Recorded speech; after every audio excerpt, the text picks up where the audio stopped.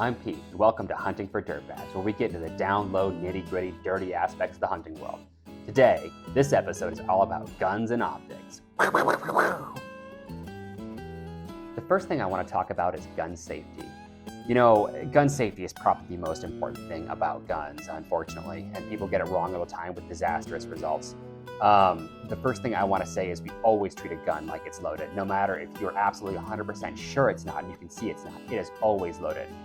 The first thing we do, we always point the muzzle in a safe direction. There are 3 safe directions. There is up, there is down, and there is downrange.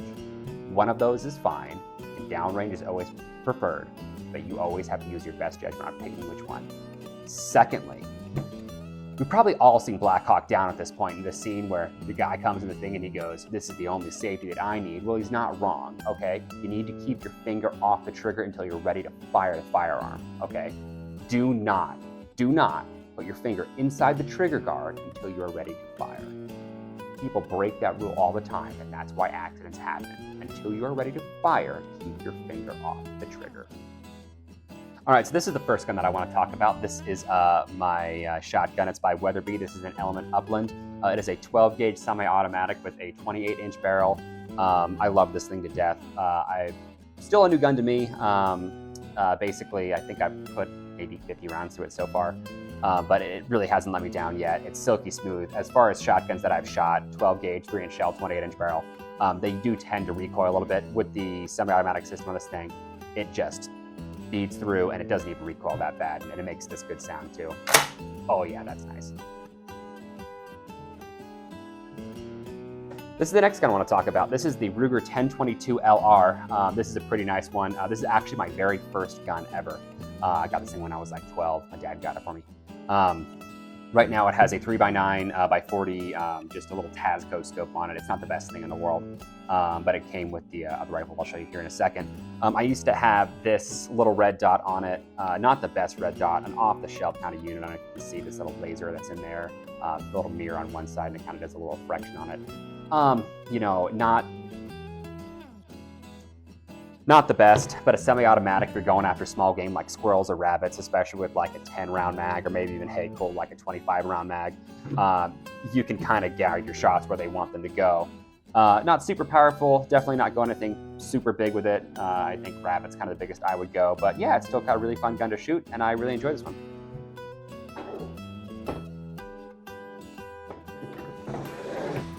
And this is the bread and butter. This is my 30-06. This is a Mossberg 100 ATR. I've got a military strap on it here in a second, or here right now. I love this thing. Why I have a 30-06 is really simple.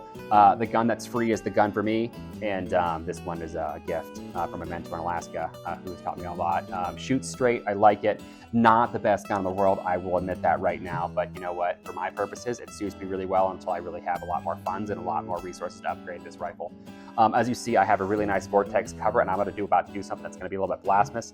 When I pull this off, you see it's the Leopold scope on it. I definitely like a scope cover no matter kind of what brand it is on rifle scope. Definitely make sure that you protect your investment. This scope right here, it's a Leopold 3x9 by 40, pretty decent scope. It is the VX Freedom series. It has the CDS system that is not caliber specific. Basically, you can dial in range and do a certain amount of clicks for windage or for height adjustments when you have to go out for different range. You know, has a decent zoom on it. I really like this thing. It also has the tri-MOA, so instead of having the standard duplex that all of the other Leopold scopes basically have, this one has like a traditional MOA rifle optic onto it. And yeah, that's one of the rifle that I have. There's a lot of different science too between rifles and what cartridges people use. In my opinion, there's 3 basic ones: 270, 308, 30-06, and 300 Win Mag.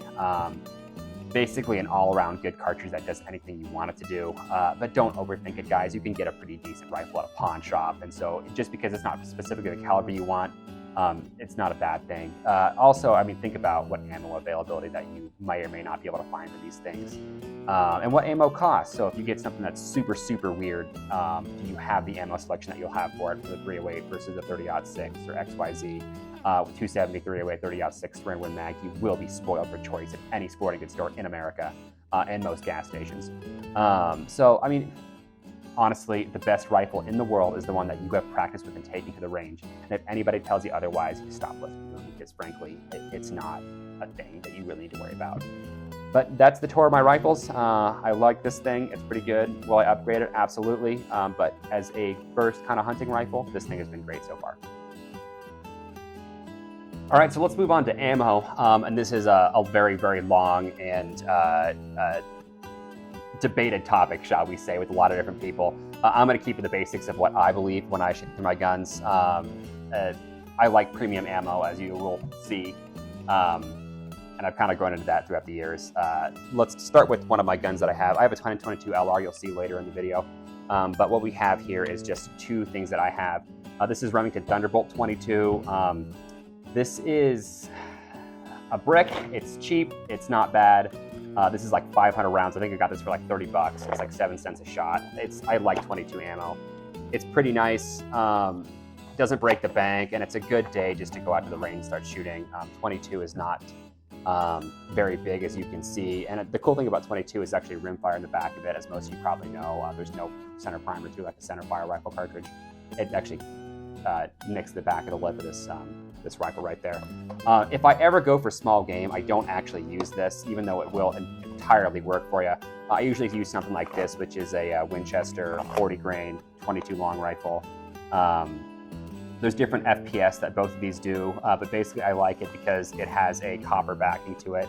So, I mean, it's not that it's a super big issue with just lead, but you can see the difference in the tips. I'll actually pull one out of this magazine that I have right here on you guys. You can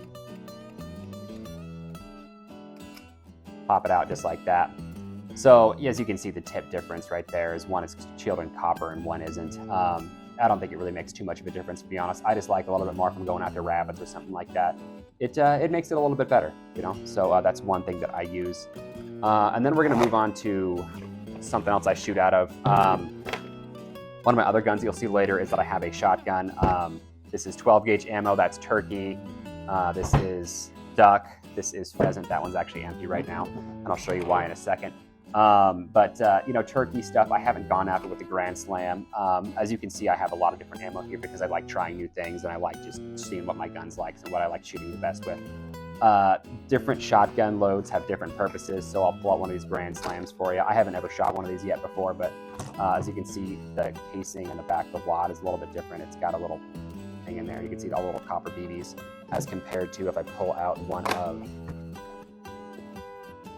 these duck shells. It's a little bit different. Both of these are 3-inch shells, 12 gauge. I'll show you the back of those right now. As you can see, one's a little bit different, a little bit, you know, but steel ball, lead, run in copper, different range, different uses.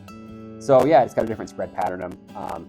Not a whole lot of rocket science to a shotgun shell. I'm sure there is somebody who actually knows what they're talking about. It's going to say actually, but you know, to me, there really isn't. Finally, the pheasant rounds, same 3-inch shell, 1200 FPS, as you can see right there. A little bit different than those. These are nice and cool, and they're gold. Again, I think these are a wrapped copper or a wrapped lead shell. Yeah, golden pheasant, they're not bad. I took them out a couple times this year when I was going pheasant hunting out in the woods. They're pretty good. When I do that, I definitely prefer to have quantity over anything else. So I definitely got this belt. I think it was like $5. I picked it up. They hold pretty well. A lot of rounds. You can just kind of thumb it back in there. When you have to carry 25 rounds in the forest or the field, it actually works pretty well. Or you just traipse into the stand. You know, it's not bad. I would definitely recommend picking something up that holds your shells out pretty good. It's pretty nice. And the last gun I want to talk about is a little bit different. It is my 30-06 rifle. So as you can see here by all this, I have tried a lot of different stuff out at a lot of different times. I'll put those back over there because they are kind of the same. I have tried a lot of different grains. I kind of stopped at 150 for a while. It was pretty nice for a 150. I liked them. I definitely wanted something heavier for elk, just in case I saw one. A heavier bullet's not going to do any harm to an animal. It's a little small. Maybe it is, but yeah, it's pretty nice. the basics is what I'm shooting right now is these Federal terminal ascents. I like those the best that have come out of my gun, other than the 150s that I think that are, well, will work, are just probably a little bit small. Compared to the 150, the terminal ascents, you'll see it's got the ballistic tip on it. It's plated in nickel. I don't know how much that actually does, and it's got the boat tail in the back that actually adds a little bit more velocity compared to the terminal tip. It's not, or the ballistic tip. It's not that bad. This is just your standard PowerPoint. This one's 150 grain compared to the 175 that is the terminal ascent. Yeah, you know, either one really will work, and a well-placed shot is a well-placed shot. I just, you know, have preference to this one. I think it shoots my gun a little bit better. This one actually I had problems feeding into the rifle with. But yeah, I think that either way, if you're practicing at the range, you're doing very well. Either one will do well for you. This is just what I usually end up shooting with. One thing I want to talk to you about is gun maintenance. It sometimes goes overlooked, and people can, you know, just get tired. They get home and they don't want to clean a gun. And honestly, I've been there before, but cleaning your gun is a good way to make sure that's always going to work out for you and work out well, especially when you're going to need it. I would recommend that everyone at least goes and picks up a basic gun cleaning kit for whatever caliber rifle you have. I have a 30-06, so I have a 30 caliber cleaning kit for this thing. I'll pop it open and show it to you. It's got a little snake here, a little cable thing for you. It's got this little, you know, like pull-through device. It's got a little hex on this head so you can kind of spec stuff out. Different kind of bits in there that you might need. It comes with a good wire brush, or not a wire brush, but a nylon brush, so you're not kind of going to score the metal or anything like that. I wouldn't use anything too abrasive on it if you don't have to, but it has a small end and it has a large end. That really comes in handy. It's got these little cleaning claws like this that you can run down. You can use this little fitting right here with it. It's got the little slit in it. You kind of feed it through there. It's pretty nice. And then it's got this little like cloth bore cleaning scope. And then finally, it's got this little wire that you use to, you know, scrape any large debris out of the bore of the rifle with. And this is pretty cool. It just kind of threads in there like you've probably seen it, just twists in just like that. And that's the cleaning kit that I basically have for this thing that I showed you guys. Something else that I would recommend too that you pick up is a good gun cleaning. This is Gun Medic Clean and Lube. It is not brake clean. It is not WD-40. It is not penetrating oil. It will still make your gun work, and it won't get inside the casing of the bullet and then ruin the powder, basically. I would recommend you use this. It gets all the nooks and crannies that you can't do, and it's got enough pressure to blow a lot of carbon and stuff out. It really works out well. I really enjoy some of this stuff too, and even if you don't get this brand or you have another brand that you prefer, picking up something is better than nothing. So make sure you're always using something like this to clean out with your gun with. Similarly, this is same brand, but this is bore oil. Bore oil works out great when you're not basically running it dry, and if you're going to be using something abrasive that's with no lube, it's not going to do good things inside of your bore. So make sure you follow something like this where it has this hops. It's just the brand that I used because it was at my local Cabela's or Shields. And it works out pretty well, but make sure you're definitely not boring dry. For final assembly, I do enjoy a Lucas gun oil lube. One of my favorite things about it is the end of the bottle has a little pipette like that. It sounds dumb, but it gets into all those nooks and crannies that I like. There might be better ones out there, but for final assembly, this is what I like. It's really hard to wear something out that's nicely lubed, is what I always say, people. So, I mean, definitely when you put it back together, having something that's going to last too long, be high temp for lubrication, it's going to do great for you. All right, so I want to talk about optics. When we went through my rifles, we talked a little bit about rifle scopes, but I want to address another aspect of it that is really important for a hunter. We talked about stuff like these little red dots earlier and long scopes, but what you don't think about is binoculars, actually. This is a really, really cheap pair of binoculars that I picked up from when I first seasoned hunting. They were like $40. Do they help me see from far away? Absolutely. Do they fog up in my breath every single time I used them? Absolutely. Was that annoying? 100%. That being said, for the value of $40, it's kind of hard to beat. Would I recommend people go out and buy cheap binoculars? Not necessarily. Great optics are great, and I really encourage people to really think about what they mean. So spotting the animal is half the battle, and you're going to spend a lot of time glassing and just looking for animals. So investing in a good pair of binoculars is pretty good. My everyday binocular that I carry is this pair right here of Vortex. This is a 10 by 42. They're pretty decent. I love them. They're lightweight, they're nice, they're nimble. They have super, super clear glass, especially I take care of them. They come with a nice little cover right here for the lenses. And I like these things. They work out very nice for me. They don't fog up and they're nice and lightweight. The They also come in this nice little shoulder harness that I wear, having them at the ready and good to go, because you stop walking a little bit, you can play binoculars out glass a little bit, put them back and keep on walking. Great, great thing. And lastly, what I want to talk about is this last thing I have, and that is the rangefinder. I like this rangefinder. It's pretty nice. When I'm in my spot and I'm glassing, it'll tell me exactly how far away trees and stuff are. Whereas I like to look at different landmarks and trying to figure out how long. So when I do have to make a quick shot, I can. This is not the most crucial thing that a hunter should have in their arsenal by far. You should be able to judge 100 yards by your naked eye. This is just for past that and dialing in a correct shot. People think that, oh, I need to get a rangefinder, and this is absolutely nice. And if you can afford one and it's in your budget, definitely, I would have this in my kit no matter what time it goes out, because I have the option to have one. But it is not the most important thing in the world. Works great, I love it. I wouldn't be caught home without it, but you don't necessarily need this.